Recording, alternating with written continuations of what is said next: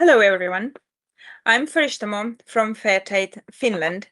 It is very nice to see you all here on our webinar, EUDR for SMEs. Seeing the forest for the trees, SME obligations under the EUDR. Thank you very much also for the questions some of you sent before. We will go through them in the end of this webinar. Before we go any further, I will quickly go through some webinar rules to make it easier for all of us. First of all participants are muted. Please use Q&A function to ask all the questions during our presentations. There will be a short Q&A session at the end of our webinar. All the presentations are in English, but the questions are welcome also in Estonian and Finnish. If you see a question that also interests you, please vote for it instead of asking it again. That will help us a lot. We will record the webinar and share it afterwards. And please ask all the specific questions at our EUDR support email address you see on a screen. We also want to point out that this presentation serves for informational purposes only. And now shortly about today's agenda. I will start with telling you a few words about fair trade and also our project Fair Thrive. We have invited Kristi Parro from the Estonian Ministry of Climate, the competent authority of Estonia, to talk about aim of EUDR.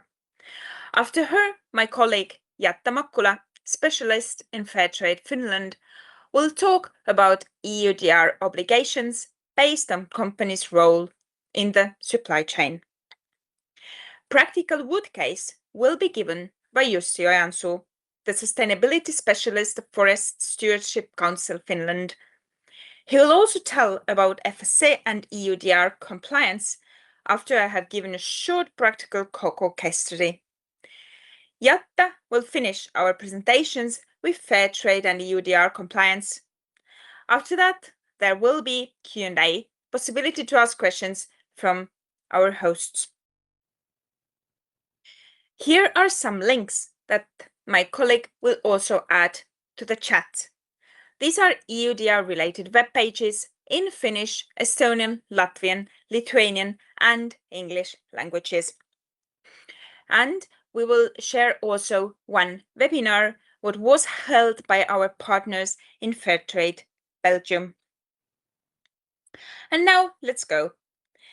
The Life Fair Thrive project supports small and medium-sized enterprises across 12 EU member states in complying with the requirements of the EU Deforestation Regulation. Fairtrade Finland is part of the global fair trade system, which you may know as a third-party certification scheme. Our mission is to connect disadvantaged producers and consumers, promote fairer trading conditions, and empower producers to combat poverty, strengthen their position, and take more control over their lives. Fairtrade Finland is active also in the Baltic countries, Estonia, Latvia, and Lithuania. EUDR is relevant for fair trade for the cocoa and coffee producers and supply chains. The new EU deforestation regulation requires companies to ensure their products are free from deforestation before entering the European market, as of course you all already know. For many small and medium-sized enterprises, this means navigating complex requirements, from tracing raw material origins to assessing and reducing deforestation risks. Through the EU-funded Life Fair Thrive project, Fairtrade is here to help. Our project is 3 years. It started already in 2025 and it will last till 2028. The project is complemented in 12 EU countries, as said before, and is organized by 6 fair trade organizations: Fairtrade Belgium, Germany, France, Finland, Italy, and Fairtrade International. We support SMEs with hands-on guidance. tailored training and practical tools to guide towards EUDR readiness. Everything is free of charge for companies because of EU funding, and our aim is to help everyone, not only fair trade partners. First of all, as mentioned, EUDR support email address. Whenever you have some EUDR related questions, please feel free to write and ask them. We have created guidance materials that are on our web pages. A lot of them will be translated to 9 languages. We have e-learning course that will be open from June and training modules. If SMEs feel that they would prefer one-on-one consulting, feel free to ask. We give also online and face-to-face seminars. We share best practices. We come to different conferences and cross-industry events. Just let us know if there are opportunities we could help, and we try to be there. And now I give a word to Kristi Parro from Estonian Climate Ministry to talk about EUDR and its aim.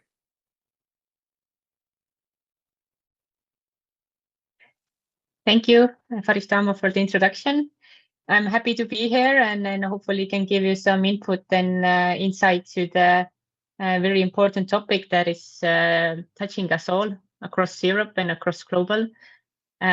So I would like to just make a short introduction about the regulation and hopefully give some important information for you to go on with your entrepreneurship.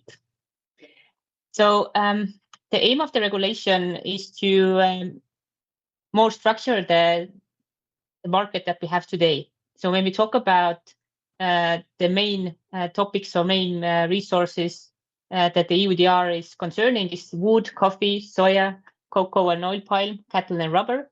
So we want to be sure that when we produce those resources or we use them for some production, we want to be sure that those products are actually collected from areas that haven't been deforested. So this means that we don't want the forest to be cut down to create new agricultural land to produce those type of resources.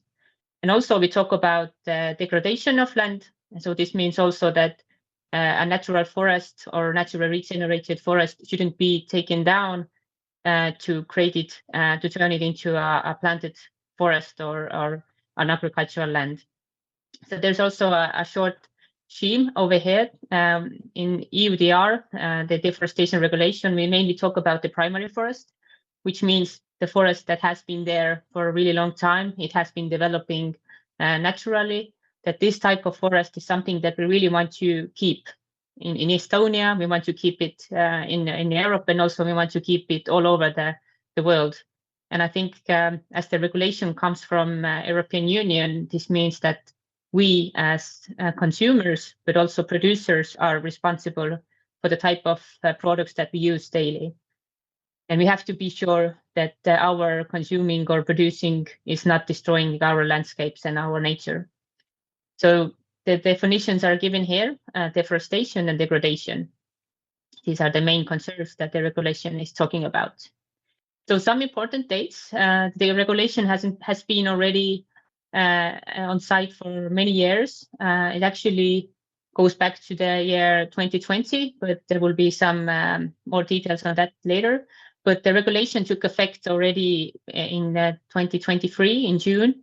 And only now we have not reached to the final agreement that how can we actually implement it. So it was changed last year at the end of the year with some simplification. And I will also talk about how it is implemented now. And it will be applied at the end of this year to the medium-sized and large companies and also to the micro and small entrepreneurs from June next year.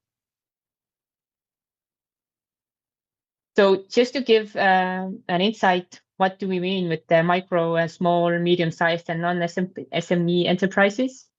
In Estonia, when we look at the regulation, we decided that we will use our national law. So depending on the country you are in, you for sure should be looking on your own specific country level data and approach. But the way our supervisors will be approaching is the limitations like that. So when we talk about the micro entrepreneurs, it's up to 10 employees. So it's a really small company. And I think most of the companies in Estonia who are actually dealing with cattle, for example, or doing some imports on different products are also really small, up to 10 or up to 50 employees. So this is also those type of entrepreneurs who are able to have the simplified approach, and the regulation is giving a little bit softer approach to those companies. So to the next. So when we talk about how it is applied or how it's the compliance is, so it's focusing on the operators and traders, and we are not talking about which is really traditional in Estonia, to just go to the forest and pick your own berries or do something for your own purpose. So it's producing something for consuming. So it's a commercial purpose that is the regulation is actually regulating. When you put something on the market, you want to sell something. So this is the place where the regulation will start to apply. So it's either selling it in your own country, making it available for export. And the list of products, I decided not to put the list over here because it has been changing a little bit in the last months. So we talk about the really raw materials, wood, cattle, and things like that. But it's also applying to different types of products which have been produced from these raw materials. So when we talk about wood, it's also on the next level in the downstream. You also have to make sure that you know where the material is coming from, where you are, for example, using the logs from the forest and you are producing something more from this timber. So the list of what kind of products are included in the regulation, it's when you open the regulation from the European Commission site, then there's this Annex 1 and you can see the total list. So it has been simplified a little bit and some things have been taken out. For example, I think it was the recycled products have now been excluded. So when you already have confirmed at the first cycle that they are derived from deforestation-free materials, then you don't have to confirm it again in the future. And it also says that the updated version is now on the website, so you can look it up there. And we still had some time to give feedback up to the end of April. So there are still some changes being made in the regulation, and also some delegated acts are being accepted in the country level. So it's still in the process. Not everything has been still agreed. And also the system that is providing the place for doing your due diligence statements is now at the moment closed. So it will be opened again, I think, at the end of July. But what was changed is the bullet number 3, is that the focus is now on the first downstream economic operator or trader. So the first person, the first company who puts the product on the market is responsible for making sure that the product or the material hasn't been taken from the deforested or degraded area. So this is where the responsibility lies, and this is where you have to do all your risk assessment and then take care of all of those processes which is necessary. And also the simplified declaration for small operators goes under there. Yes, and can go back. Just a small point about the micro and small enterprises from low-risk country. This was also something that was included now at the end of the year last year. It's this single simplified declaration. This means that if you're, for example, a small cattle owner or small forest owner, and if you are going in your forest several times a year, but you actually provide really a small amount of material that you are bringing to the market or a small amount of products, then you don't have to declare it every time. You can give a certain amount that you will think that in 1 year you will bring to the market, and then you can make this single simplified declaration for the longer period. So for every product, you don't have to do it. If you sell 1 cow, then you don't have to do the declaration for every cow. You can do it maybe for 10 cows in one declaration. So this is a really big simplification, especially helping out those small enterprises who are not on the market all the time and really active. And hopefully it will help them out to actually get acquainted and get it done with the regulation needs. Yes, and then also the TRACES system was something that I mentioned. It's now been closed as the simplification was carried out, and it will be open again during the summertime when they have adopted the IT systems. And this is where you can do your registration. You can register your company over there, and there are the fields which you have to fill in, giving like the amount of meat, amount of timber that you are planning to bring to the market. You will fill it up, and then you will get a certain number, which you will have to give further to the downstream operator, to the next buyer of your product, to be sure that it's controllable. Okay, now you can go on. So in more detail, what you have to do. The question is always that what do I have to do if I'm the first operator, or if I'm in the more downstream operator? So as I said, the first operator always has to make sure that the material that they are collecting or the product that they are bringing to the market hasn't been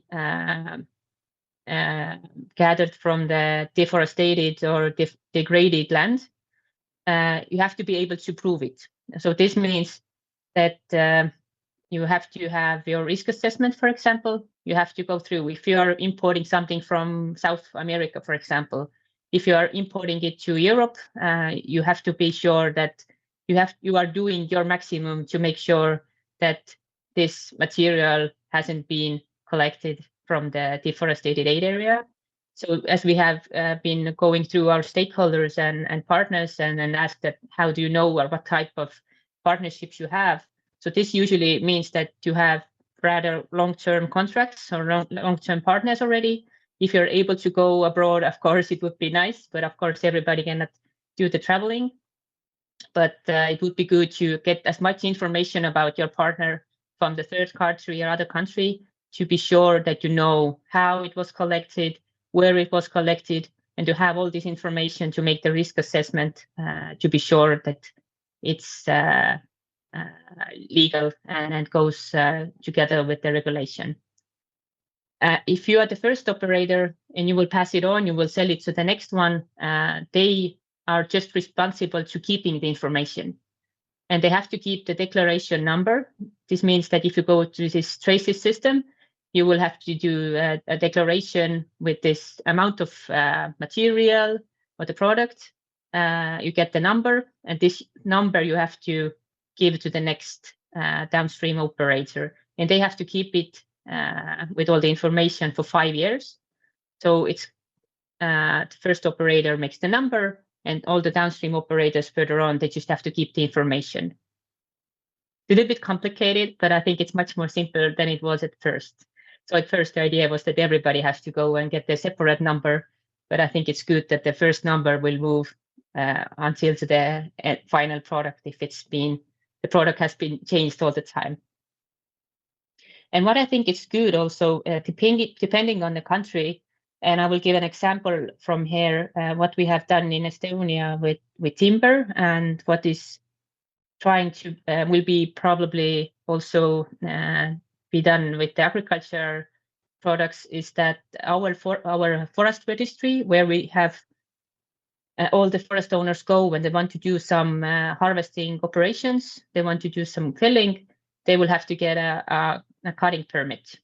So we have integrated the system in a way that together with the cutting permit, you can actually also ask for the TRACES system to give you this international DDS, this due diligence statement, or this number. So our system has been integrated with the TRACES system, so it goes back and forth and actually brings you down the information from Brussels to your local registry where you can get it. So now the systems can be integrated in a way, and it might be that in your country also the national authorities somehow have already integrated some of your public registries on some specific products. They have already integrated with the international or the European Commission systems. So in this case, it means that the national authorities actually are now able legally to ask and support your due diligence to make sure that everything is correct. They can help you out. At first, it was on the shoulder of all the companies, but if it's possible that you have the registries, I would really advise to push the ministries also to make some kind of systems to help you out with all this registration and getting the numbers if there's already a place where you have the data. Okay, I think we can go on from here. So here's the same information, but it in more specific. So what is those articles about? So when you look at the regulation itself, it's mainly 3 articles which tell you about how you should be doing your due diligence and how you should be doing your DDS, is the due diligence statement, the number. So the first is the data collection. So as I said, that you have to make sure that you have all the necessary information in order to be sure that you know where the product is coming, that it hasn't been coming from the deforested or degraded land, know where the area is, you know who was selling it to you, you have done the risk assessment, what kinds of risks, how big is the risk that there are some problems, because in order to be sure that it's okay under the EUDR, you also have to be sure that it's the collection has been in accordance with the local other laws. So it's not just about that it's deforestation or degradation land, but it's also the local Forest Act, for example, or Nature Conservation Act also has to be taken into consideration, but it's also the workforce laws and everything else. So it's the EUDR is not talking about only environment, but it's also talking about human well-being, and also that all the people have been paid equal and responsible salary, for example. So all the local laws have to be applied. And also the description of how you are planning to do your risk mitigation. If you see there's any risks, how you are planning to bring the risks down and how you plan to do the changes. So having those descriptions, and then also as the middle box is saying that going to the TRACES system or using your local national registry, you have to make the due diligence declaration or the due diligence statement. And also, as I said, for the micro and small companies, you can have simplified declaration. And all those details are also given in the regulation. So for further details, you can go down there. And then you are ready to put it on the market if you have the number and if you have done basically your risk assessments. And that's all. It was really short, but very much information. So I hope if you have any questions, I'm ready to answer.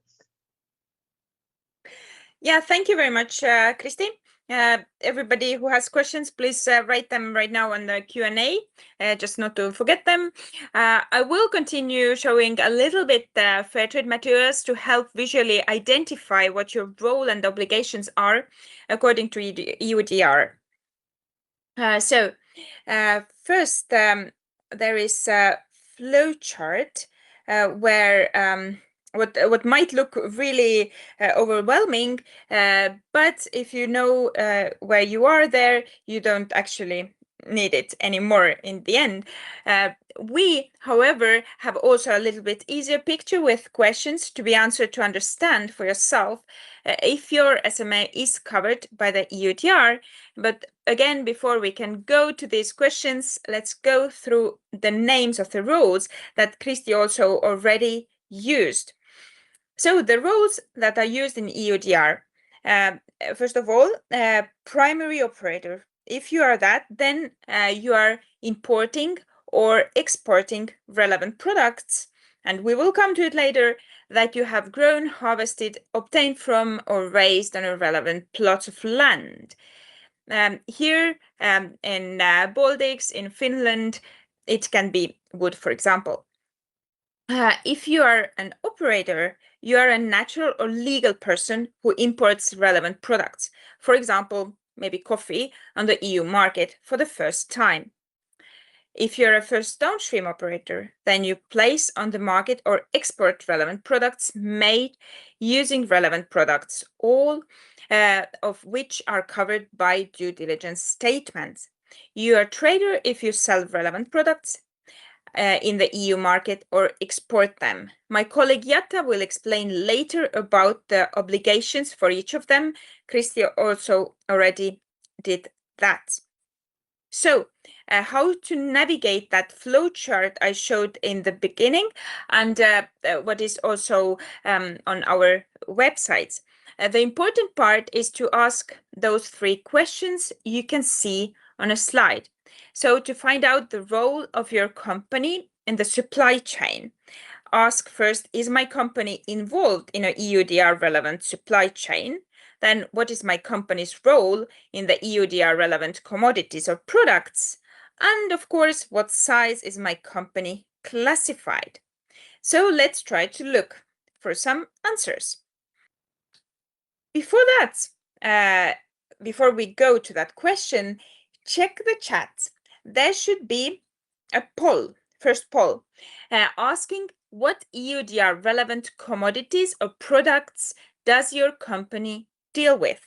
All those 7 options are relevant products under EUDR. So the first question, I already told you, if your company is involved in an EUDR relevant supply chain. So how to know that? First, you have to ask if you're active in the EU market. Then it is important to check for relevant commodities or products. It is based on CN code of your commodities and products.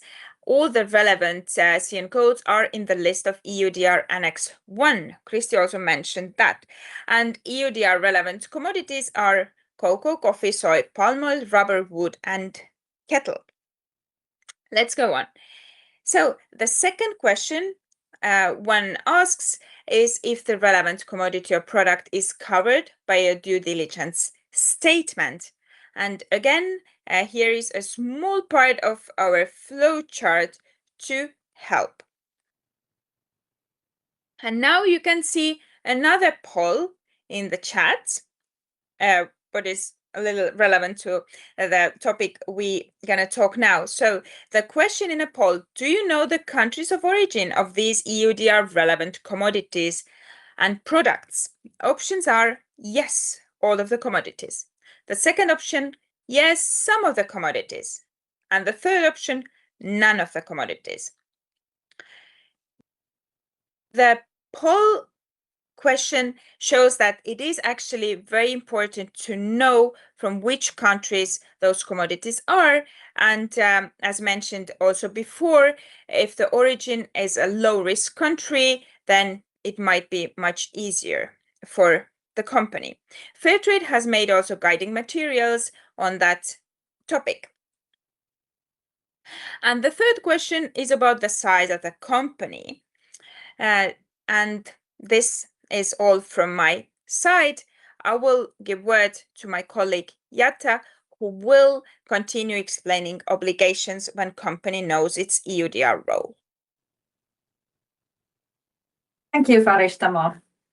So, after sorting out your role in the production chain, the next step is to find out the obligations that come within the role.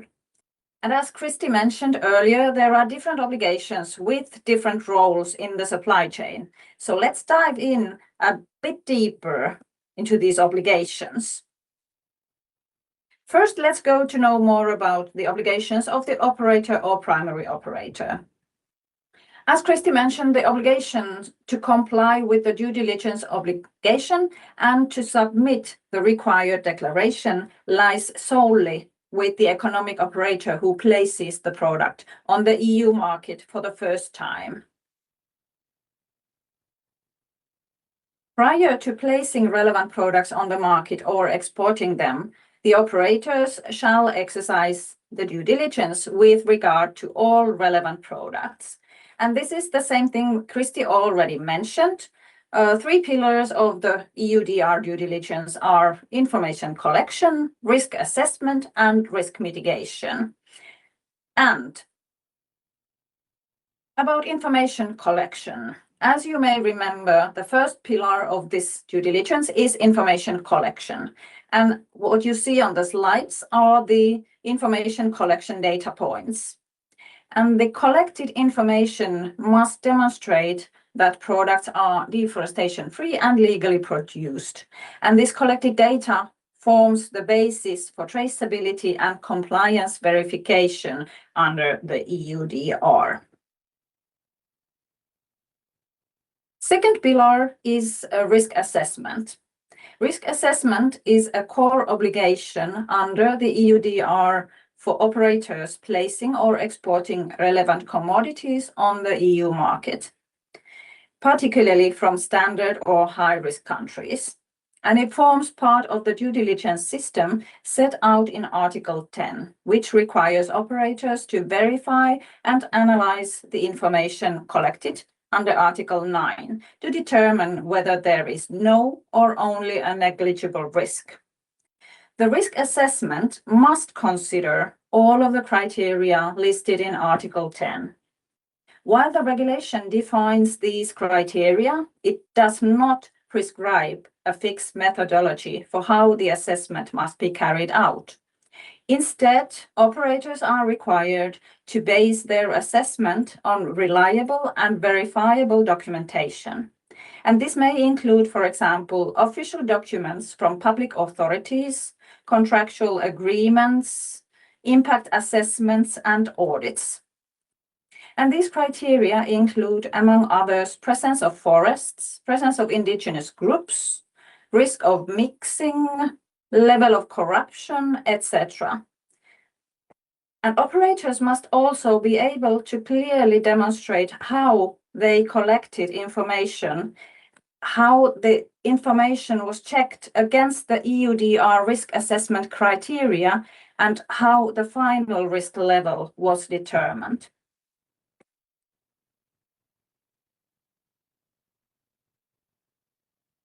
And third pillar, risk mitigation is required when assessed risk is non-negligible.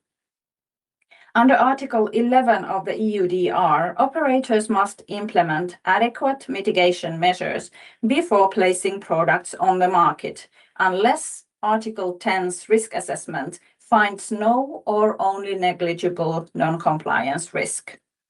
Risk mitigation is the set of responsive actions taken to reduce identified risks related to deforestation, forest degradation, legality, and traceability to a negligible level in the context of due diligence. The EUDR does not prescribe fixed mitigation steps, but operators must ensure that the mitigation is effective, documented, and defensible.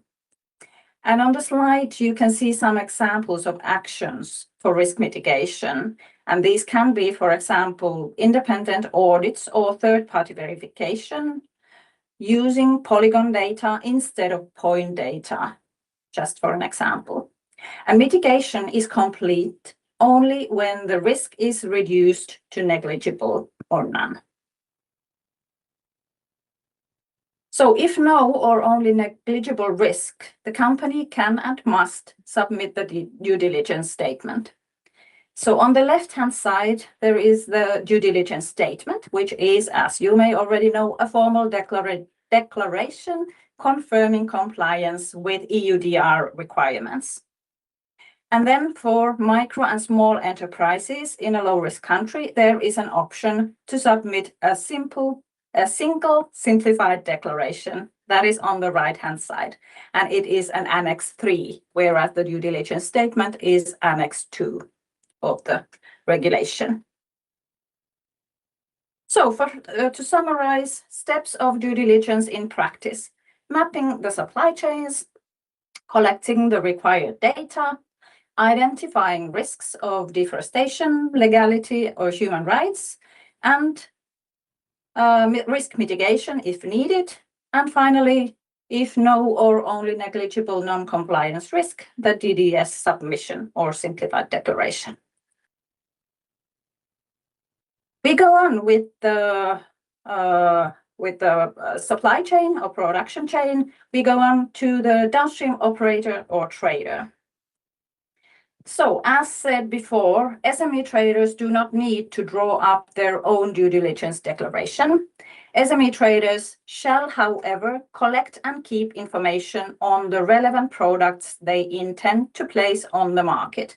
And this information needs to be kept for a duration of 5 years and provided to the member states' competent authorities upon request. So all roles in the production chain must store documentation. And here is a summary of what are the documentation requirements as per the role in the production chain. For the SME operators, the mandatory documentation includes due diligence statements, risk assessment records, and mitigation action documentation. For the first downstream operators, the mandatory documentation includes the due diligence statement reference, documentation of suppliers and downstream actors. And for further downstream operators and traders, only documentation of suppliers and downstream actors is mandatory. And now let's hear one practical wood example from Jussi Ojansuu from FSC Finland. Jussi. Thanks, Jatta.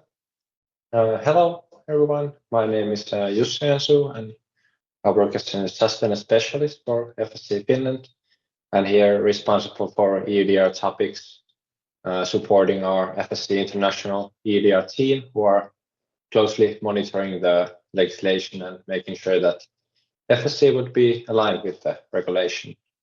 And we at FSC see this as a very important regulation, and we want to be there for companies to help them to comply with it.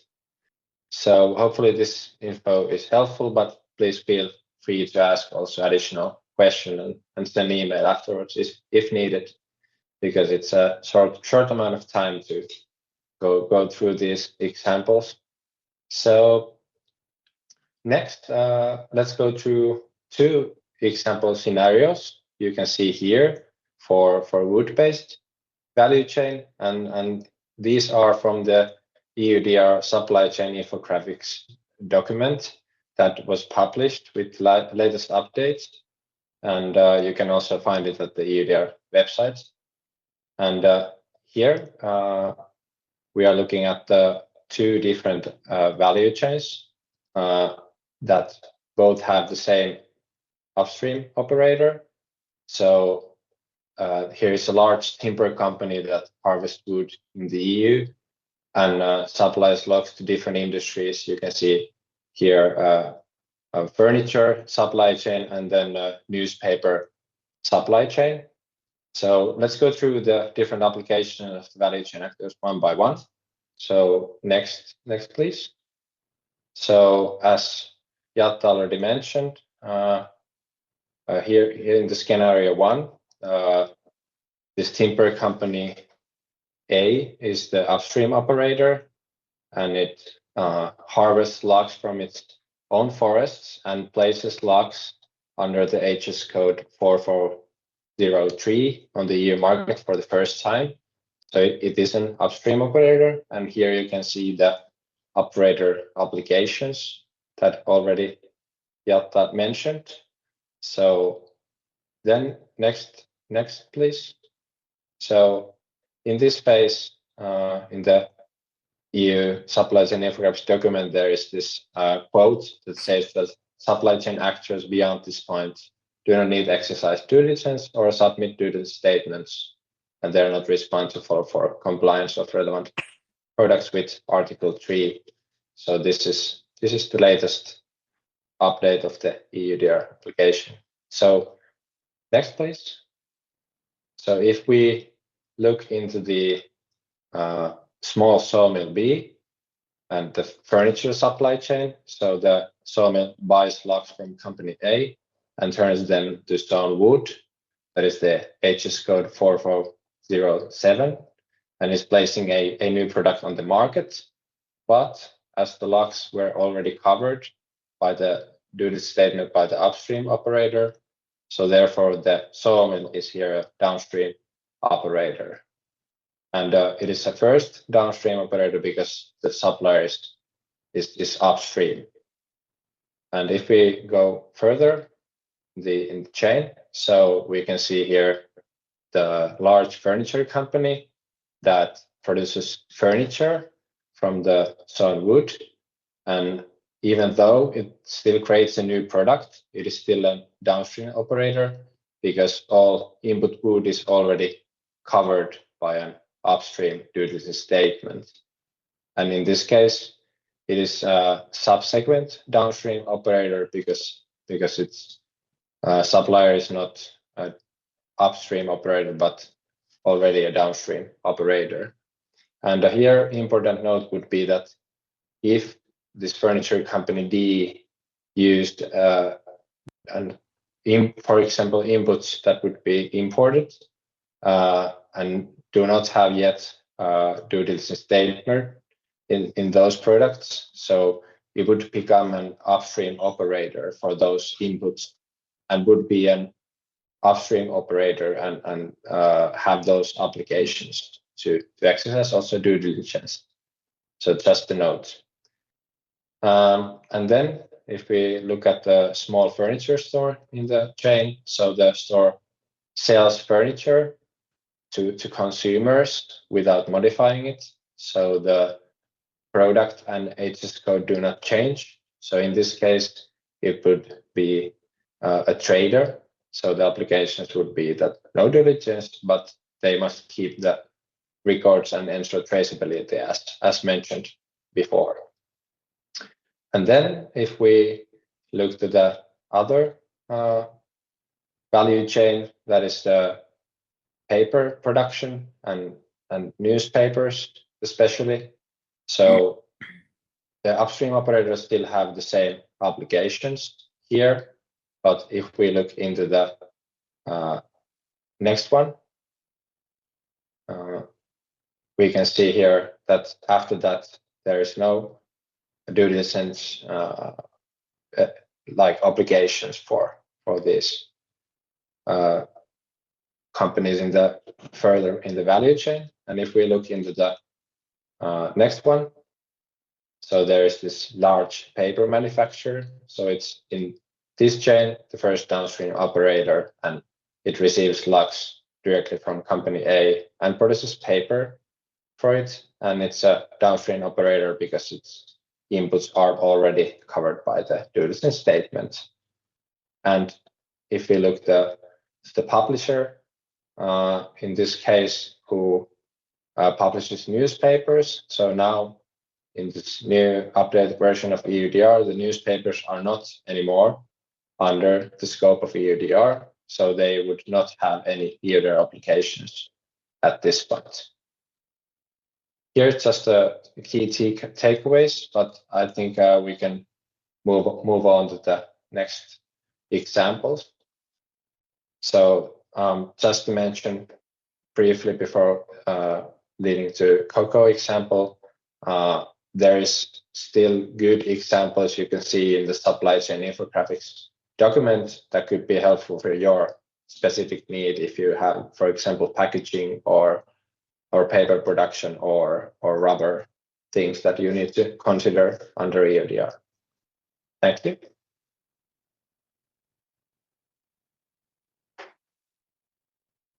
You're on muted, Farištamo.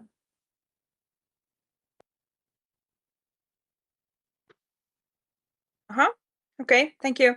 Anyways, thank you, Jussi. And I go on with Cocoa then. So as here's one example from Belgium. Let's say this is a medium-sized company. They buy cocoa mass from trader X and process it to chocolate bars. They sell the bars then to consumer Z in India. And their question is, what do they need to do in order to comply with EUDR and by then? So let's try to answer. As mentioned before, there are those 3 questions. If the company is involved in a EUDR relevant supply chain, what is the company's role, and what size the company is. So here are some answers. First of all, the company is based in Belgium. They are buying cocoa mass. The CN code is 1803, and they are processing it to chocolate bars, CN code 1806. So the answer to that question is yes, the company is involved in an EUDR relevant supply chain.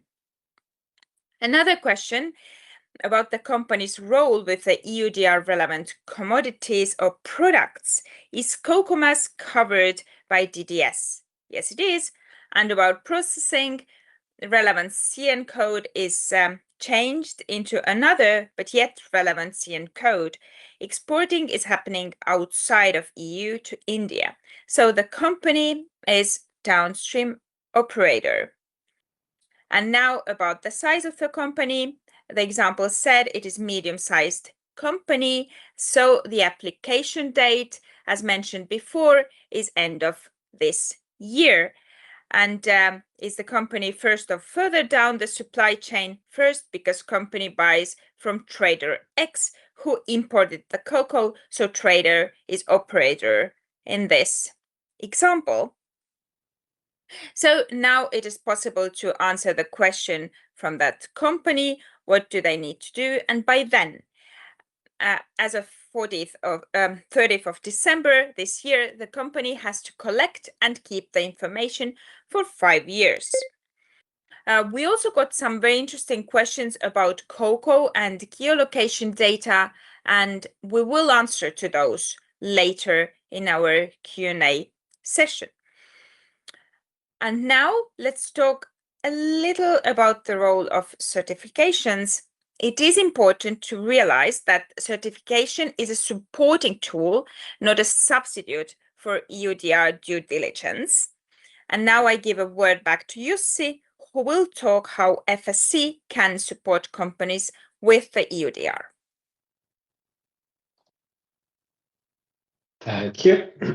So yeah, to continue with FSC and the wood products, we see that here, all in all, just to say that key to successful EUDR implementation is cooperation, and I think this webinar is a very good example where companies, authorities, and certificate schemes gather around to learn and discuss about this topic. So next, please. So at FSC, we see ourselves as a bridge that connects credible sustainability and compliance work by this third-party verified system. And in short, you may recognize this logo that can be seen in many different wood products and packaging all around the globe. And we have over 30 years provided solutions to support and enhance sustainable forestry practices in terms of biodiversity, climate protection, as well as indigenous and workers' rights. So for this system to be rigorous, all FSC certificate holders are audited annually by third-party verified organization. So the claims and standards are, in that sense, credible, and maybe with the compliance work, we see that robust certification can help companies to meet EUDR requirements, but as Farištamo said, that it's not a green lane in the sense that if you would supply FSC certified products, it would not be automatically compliant with EUDR, but companies still have the responsibility of compliance with the regulations. But besides that, FSC standards and tools have been developed to support with compliance work of the companies and are strongly aligned with all the EUDR legality and sustainable requirements, and can help companies to access and minimize the risk in this forest-based product value chain. Next, please. So here you can see that we have worked closely with EUDR and different EUDR stakeholder platforms, and also been actively involved in shaping EUDR implementation and through also engagement with national competent authorities. And we have, as said, 2 of 7 out of commodities is covered by FSC, wood and rubber. And next, please. So we have done lots of work with the EUDR and tried to do the heavy lifting to make EUDR compliance easier for FSC certificate holders, and analyzed the complex requirements and try to make them as clear and actionable steps as possible. And also trying to input the company needs and consider them and understand and adapt them to our tools. And in the next slide, you can see our supporting FSC aligned for EUDR package, where the FSC certification is the best starting point to EUDR compliance. And we have also this regulatory module that is kind of a assurance with an kind of a add-on standard already that really covers all the specific EUDR regulatory expectations. And also we have provided a digital tool for traceability and data sharing, and also due to this reporting to the EU information system. So if you're interested in these, I am really happy to discuss with your company also about these topics and solutions. So here, just to mention briefly that we have made some assessment with independent organizations that confirms the alignment also with the EUDR.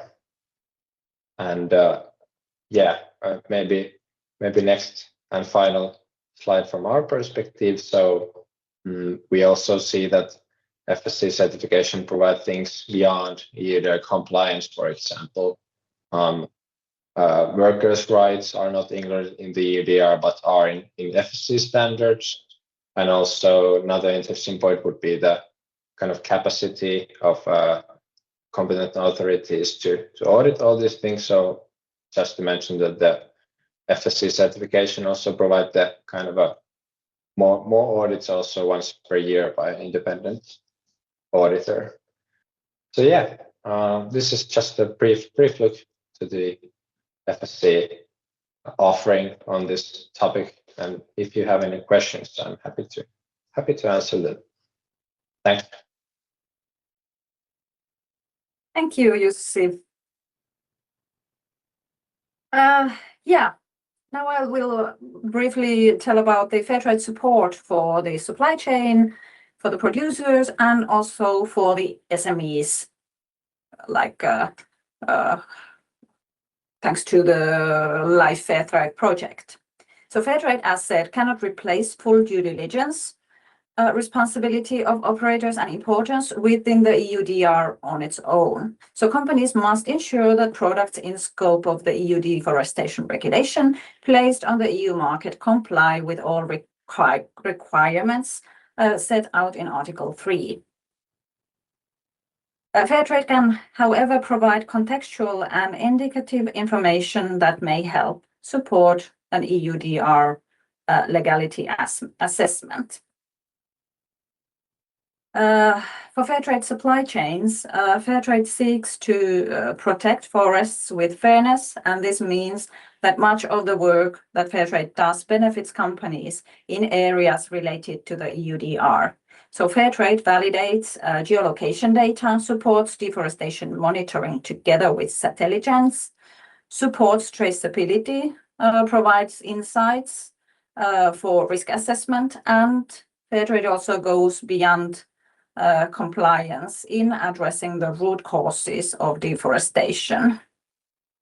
And all this is built on foundation of robust standards that support the EUDR.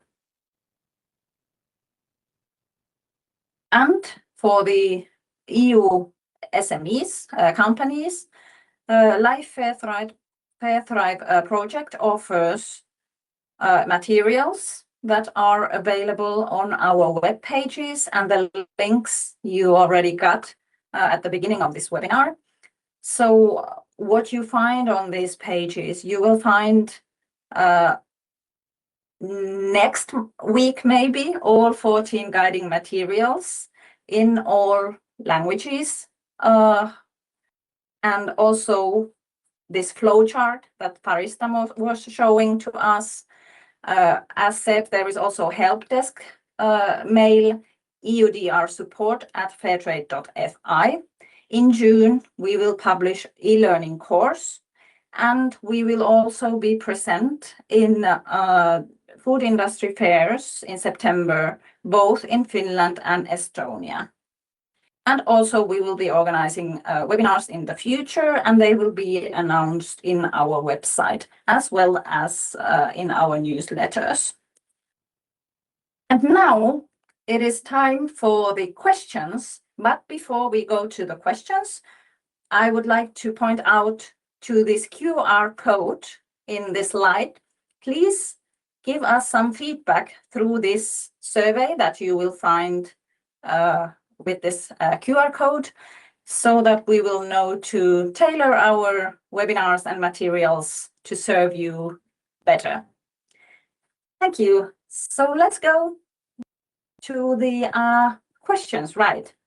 Yes, I will ask the questions. First of all, one question to you, Jussi, about EUDR. There was a question if on your slide there was a small typo, because once it was written EUTR. I answered to the chat that probably was typo. Could you please comment it? Yeah, I can comment it. It's actually a previous regulation that is now kind of compiled with EUDR, and it has been around for, I'm not sure how many years, but at least over 10 years already, maybe even much more. So it's an EU timber regulation, and yeah, we have been supporting companies already with that for many years. So okay, very good, thank you. And Thank now you. the other questions that we got before. One question was about the changing the EUDR relevant product into non-relevant product. The question sounds, what are responsibilities of customers who use products in scope EUDR in-house to manufacture goods not in scope of EUDR? Do we need to ask DDS from our suppliers? Thank you.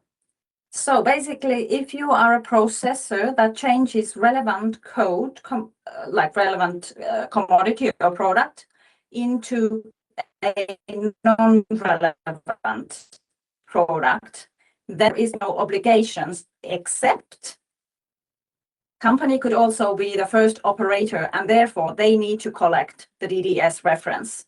So only if you are the first operator in the product chain, you need to collect the DDS reference number. But other than if you are not, then you don't have any obligations if you are changing the product into a non-relevant product.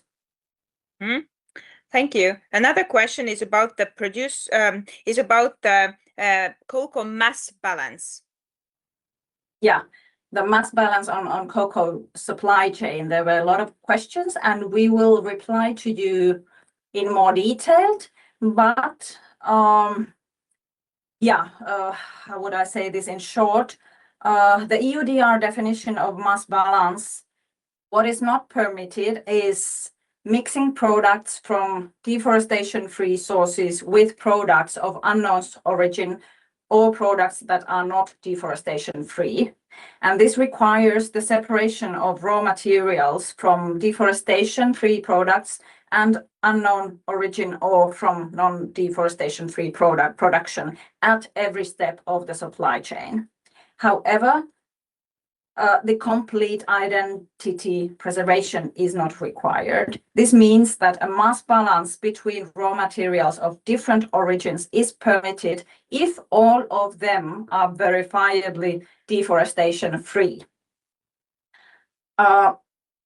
Yeah, maybe that's a short way to say that, but don't worry, we will reply to you via email. We got that from the preliminary registration. So we will come back to you on this matter more detailed. There is no other questions in a chat, but the last question we had before the webinar was, what would the producers stand to benefit from the EUDR? Yeah, we will also, if possible, because it is 3 o'clock, we will also come back to you via email. We have even a document on that, so we will be sending you some more readings, as well as on mass balance. We have a document that through our project. So you will be hearing from us. Hey, thank you, everyone. And if there are any questions, please don't hesitate to ask. Yeah, exactly. This is our email, and also you got Jussi's email earlier. You can just maybe say that briefly. Yeah, thank you. Thank you all for this webinar. Yeah, thank you. And follow your emails for further invitations and also our web pages on this matter. Thank you so much, and maybe see you in the future. Don't hesitate to contact us. Thank you. Bye. Bye.